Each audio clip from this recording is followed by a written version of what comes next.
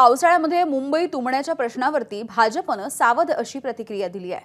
मुंबई तुंबणारच नाही असा क्लेम करणार नसल्याचं अमित साटम यांचं म्हणणं आहे। यंदाच्या पावसाळ्यामध्ये देखील मुंबईकरांना यामुळे हालच सोसावे लागण्याची शक्यता आहे। काही ठिकाणी पाणी साचेल आणि त्याची कारणं ही वेगवेगळी असल्याचं विधान देखील अमित साटम यांनी केलंय। पाण्याचा निचरा होण्यासाठी असलेल्या उपाययोजना या 100% कार्यरत असल्याचं देखील त्यांनी म्हटलंय।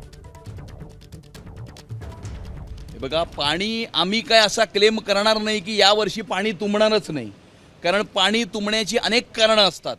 परंतु पाणी कमी तुंबावं किंवा पाणी तुंबल्यानंतर त्याचा निचरा लवकरात लवकर समुद्रामध्ये व्हावा याकरता ज्या उपाययोजना महानगरपालिका करते त्या सर्व उपाययोजना 100% कार्यरत आहेत की नाही हे चेक करण्याचं काम आम्ही करतोय।